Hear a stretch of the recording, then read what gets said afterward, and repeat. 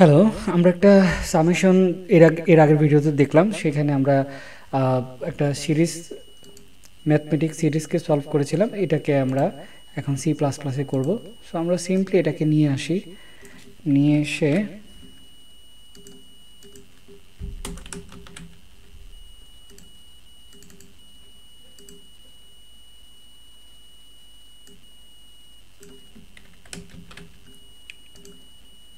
ফাংশনটাকে এখানে কল করে দেখি।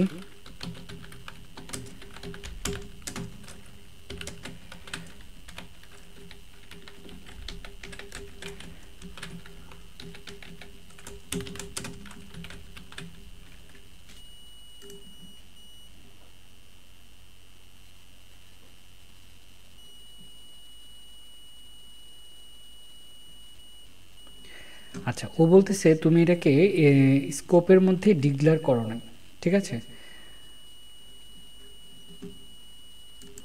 তার মানে এটাকে আমরা দেখতেছি যে সিতে আমরা যে প্রবলেমটা ফেস করেছিলাম এখানেও সেম প্রবলেমটাই আছে। সো যেহেতু এটা সি থেকে বেটার ভার্সন, মানে হচ্ছে সি প্লাস প্লাস, এখানে আমরা দুইভাবে লিখতে পারি। একটা হচ্ছে অবজেক্ট ওরিয়েন্টেড টাইপের, অবজেক্ট ওরিয়েন্টেড যেভাবে সাপোর্ট করে, আবার আমার স্ট্রাকচারাল যেভাবে প্রোগ্রামিং আমরাগুলো করি সিতে, ওই দুইভাবেই এখানে সাপোর্ট করে। তো এখন আমরা যেহেতু সি প্লাস প্লাসে আসছি, সি প্লাস প্লাস আমরা জানি অবজেক্ট ওরিয়েন্টেড সাপোর্টেড। তার মানে অবজেক্ট ওরিয়েন্টেডে কি বলছে, অবজেক্ট ওরিয়েন্টেডে তোমার একটা ক্লাস থাকবে, যে ক্লাসে তোমার মেম্বার ভেরিয়েবল থাকবে, মেম্বার ফাংশন থাকবে, এবং ওই ক্লাসের অবজেক্ট নিয়ে তুমি কাজ করতে পারবা।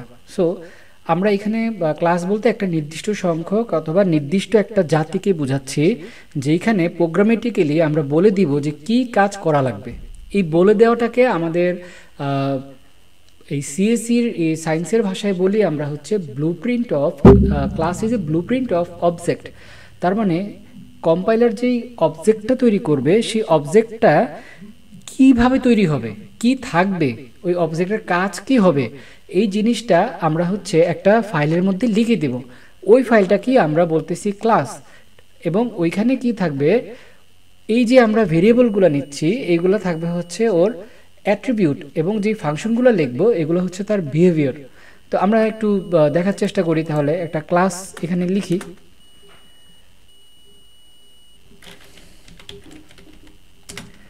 ক্লাস এম এ সামেশনস, ঠিক আছে? সামেশনস নিলাম। এই হচ্ছে আমি একটা ক্লাস নিলাম। ক্লাসের মধ্যে কি করব, আমি আমাদের যে ফাংশনটা লিখেছিলাম সিতে, এই ফাংশনটাকে নিয়ে যাচ্ছি। ওকে, তার মানে আমার একটা ক্লাস হলো, ক্লাসের মধ্যে ওর একটা বিহেভিয়ারও হলো, যে বিহেভিয়ারের মধ্যে ওর অ্যাট্রিবিউটগুলো নিয়ে আমি কাজ করেছি।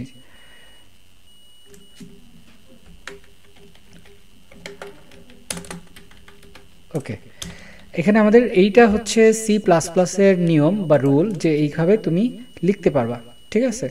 সো এইভাবে আমি লিখলাম, লিখে আমার কি করতে হবে, এই ক্লাসের একটা অবজেক্ট তৈরি করতে হবে।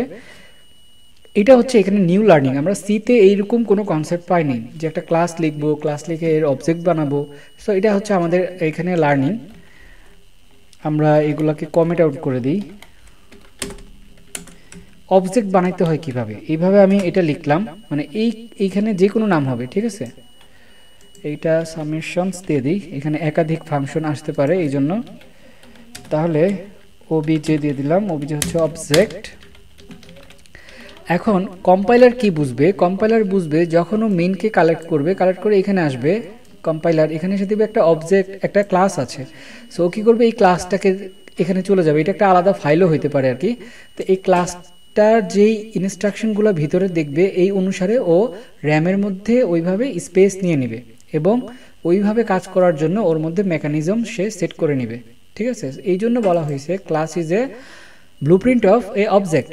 তো এই অবজেক্টের জন্য কি করা লাগবে এই অনুসারে এখানে ক্লাসের যে ডিরেকশনটা পাবে সেই অনুসারে ও র্যামের মধ্যে ওইভাবে স্পেসগুলো নিয়ে বসে থাকবে।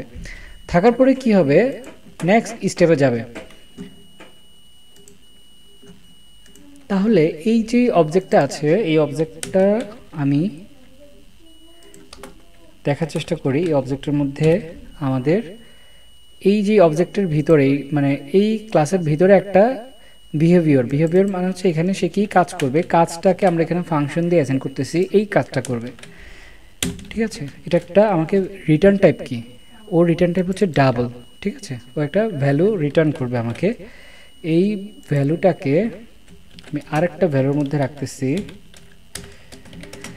আচ্ছা, এখানে একটা জিনিস বলে রাখি, এই ক্লাসের মধ্যে এই যে ব্যাপারটা আছে, এখানে এই ডাবলের যেই ভেরিয়েবলটা, মানে ডাবল ভেরিয়েবলটা, এটার কাজ এখানে শেষ হয়ে যাবে।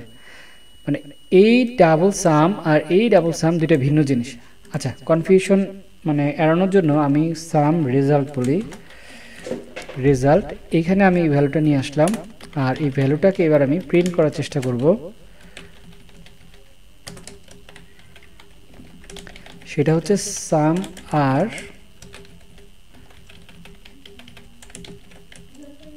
ঠিক আছে। এবার আমি এটাকে প্রিন্ট করার চেষ্টা করি, যদি এরর হয় তাহলে আমরা ওই ক্ষেত্রে ওইটা সলভ করব।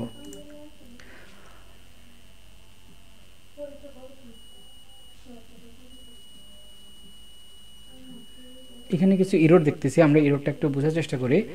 এখানে বলছি ইজ প্রাইভেট, কে এই সাম স্কোয়ার, এটা হচ্ছে প্রাইভেট। তার মানে আমরা এবার বুঝলাম আমাদের সি প্লাস প্লাসে যে ক্লাসগুলো আমরা লিখি সেইখানে আমাদের যে অ্যাট্রিবিউট বা বিহেভিয়ারগুলো থাকে, মানে হচ্ছে ভেরিয়েবল ডাটা বা যে ফাংশনগুলো থাকে, সেইগুলো হচ্ছে বাই ডিফল্ট প্রাইভেট। মানে হচ্ছে কি, এটাকে বাইরে থেকে তুমি অ্যাক্সেস করতে পারবে না। মানে হচ্ছে এই যে ক্লাস, এই ক্লাসের বাহিরে হচ্ছে এই মেইন, তাই না?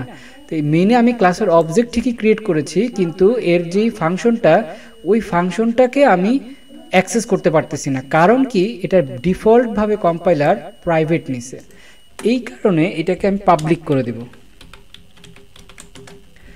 এখন হয়েছে কি, আমি কম্পাইলার যখন এটা কম্পাইল করবে, আমি এটাকে পাবলিক বলার কারণে এই ফাংশনটা বাহির থেকে অ্যাক্সেস করা যাবে। সো এইখানে আমাদের যেটা দেখতে হবে, আমি অবজেক্ট ক্রিয়েট করেছি এবং এই ফাংশনটাকে কল করতে পারতেছি কিনা।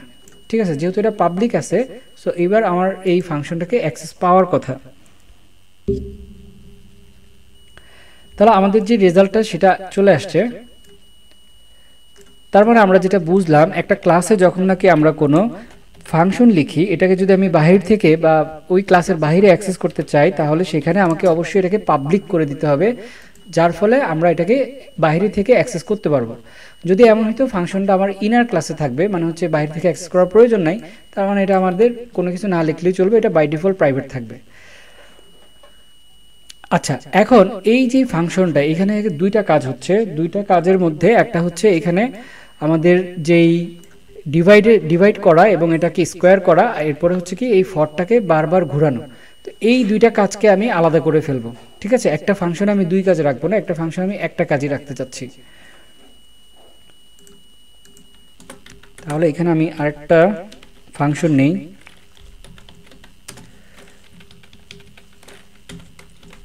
ডাবল। এটা করবে কি, ডিভাইড করবে আর হচ্ছে স্কোয়ার করবে।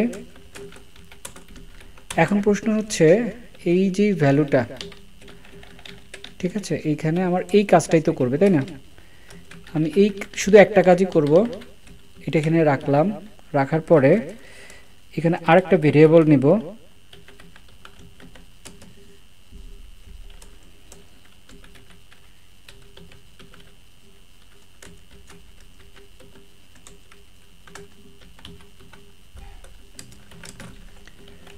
আপনারা সুইটেবল যে কোনো নামই ব্যবহার করতে পারেন যেটাতে কাজটা বোঝা যায়। ঠিক আছে, সো এইখানে কি হচ্ছে দেখেন, এইখানে আমার যে এই ইনপুটটা আসতেছে, এটা তো কোত্থেকে আসবে, এটা হবে এইখান থেকে আসবে, তাই না? বাইরে থেকে আসবে। তার মানে আমরা যদি কোনো ফাংশনে কিছু নিতে চাই, সেটা ওর ফাংশনের যেই বডি থাকে এখানে প্যারামিটার আকারে নেই। মানে প্যারামিটার হচ্ছে আমাদের কি কি ডিপেন্ডেন্সি আছে এই কাজের জন্য, ওই ডিপেন্ডেন্সিটা আমরা এখানে নিব। সো দেখেন, এখানে আমি এই ফাংশনের মধ্যে একটা কাজ করব, কাজের জন্য আমার ডিপেন্ডেন্সি কি সেটাও আমি এই প্যারামিটারে বলে দিচ্ছি। ঠিক আছে, আমাকে আই দিতে হবে, মানে একটা ইনপুট ভ্যালু দিতে হবে। এখানে আই এর জায়গায় যে কোনো নাম আমরা ব্যবহার করতে পারি এবং ওই সেম নামটা এখানেও ব্যবহার করব। তার মানে আমাদের এইটুক কাজ শেষ। এখন আমি বলছি কি, এই ফাংশন যে কাজটা করবে, কাজ করে আমাকে একটা ভ্যালু রিটার্ন করবে, রাইট? সো এই ভ্যালুটা হচ্ছে এটা, এটা আমি এখন রিটার্নে বলে দিব।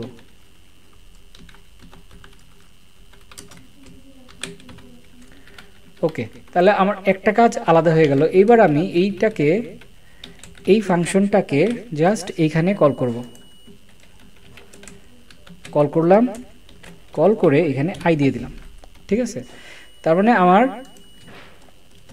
এখন যে কাজটা হবে, এই যে ভিতরের যে কাজটা, এই ভিতরের কাজ বলতে হচ্ছে রেজাল্টের যে কাজটা আসে এটাই মূলত এটা, ঠিক আছে।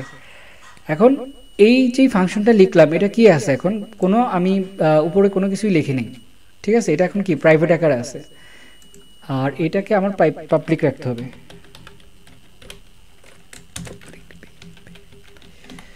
ঠিক আছে। আর এটা প্রাইভেট থাকবে, কারণ কি এটা আমার বাইরে থেকে অ্যাক্সেস করার প্রয়োজন নেই এই ফাংশনকে, ঠিক আছে। একে শুধু অ্যাক্সেস করবে এই ক্লাসের মধ্যে, যার কারণে এইটাকে আমি প্রাইভেটে রেখে দিছি, আর পাবলিক রাখছি কাকে, এইটাকে। তো আমি এখন রান করে দেখি আমাদের এটা কাজ করে কিনা। কাজ করছে, তার মানে আমাদের যে প্রবলেমটা ছিল সেটা সলভ হয়েছে। কিন্তু এখানে আরেকটা প্রবলেম আছে, প্রবলেমটা হচ্ছে এই যে n এর ভ্যালুটা, ঠিক আছে, এই n এর ভ্যালুটা আমি কোত্থেকে পাবো। আমার মেইনে যখন প্রোগ্রাম রান করবে এইখানে আমি সামহাও কোনো এক জায়গা থেকে এই ইনপুট ভ্যালুটা নিব, হয় আমার কোনো একটা টেক্সট ফিল্ড থাকবে অথবা কমান্ড লাইন থাকবে, সেখান থেকে আমরা এই n এর ভ্যালুটা নিব। তার মানে n এর ভ্যালু নিয়ে আমরা এই ফাংশনে পাস করে দেব, ঠিক আছে। তাহলে এটা হচ্ছে কি একটা ইন্টিজার ভ্যালু, ইন্টিজার n, এটা আমি বাদ দিয়ে দিলাম। এটা নিয়ে আসবে হচ্ছে এইখানে,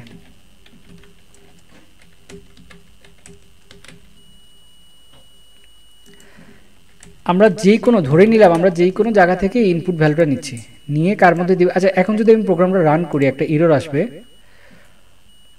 সেটা হচ্ছে কি ও বলবে যে তুমি আমাকে এই ফাংশনে একটা সামহাও কোনো একটা মিসম্যাচ আছে, সেটা হচ্ছে কি এখানে আমি চাচ্ছি ও একটা ইনপুট ভ্যালু নিবে, বাট এইখানে আমি যখন ফাংশনটাকে কল করলাম তখন কোনো ইনপুট ভ্যালু দেই নেই, এই জন্য ও মিসম্যাচ পাচ্ছে।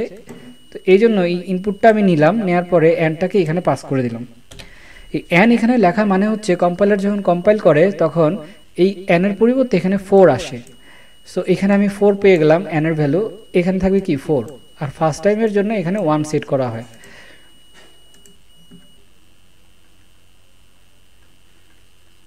তো এই হচ্ছে মূলত অবজেক্টে আপনাদের কাছে মনে হতেই পারে যেমন সিতে যখন নাকি আমরা এই কোডটা করেছিলাম, কাজটা করেছিলাম অনেক ইজি এবং খুব মানে ছোট ছিল কাজটা, সেটা ছিল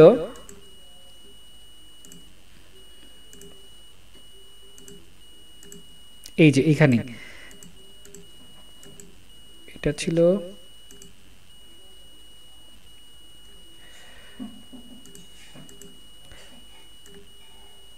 এই যে অনেক ছোট একটা কাজ করার মাধ্যমে আমরা আমাদের কাঙ্ক্ষিত রেজাল্টটা পেয়ে গেছি। এখন অবজেক্ট ওরিয়েন্টেড প্রোগ্রামিং এ যেটা দেখতেছি আমাকে একটা ক্লাস নিতে হয়েছে, ক্লাস নিয়ে আমি এবার এগুলাকে কাজগুলোকে ছোট ছোট আকারে ভেঙে ফেলছি।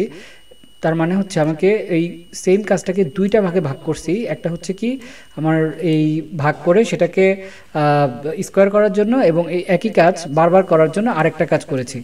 সো এটার উদ্দেশ্যই হচ্ছে আমি যখন কোনো একটা অবজেক্ট ওরিয়েন্টেড প্রোগ্রাম লিখবো তখন কাজগুলোকে যত স্প্লিট করা যায়, একটা ফাংশন নির্দিষ্ট একটা কাজই করবে এবং একই টাইপের কাজ একটা ক্লাসের মধ্যে থাকবে, এটা হচ্ছে আমাদের উদ্দেশ্য। সো সি প্লাস প্লাসে কী করলাম, আমরা একটা ক্লাস দিলাম, ক্লাস নিয়ে দুইটা কাজের জন্য দুইটা ফাংশন লিখছি।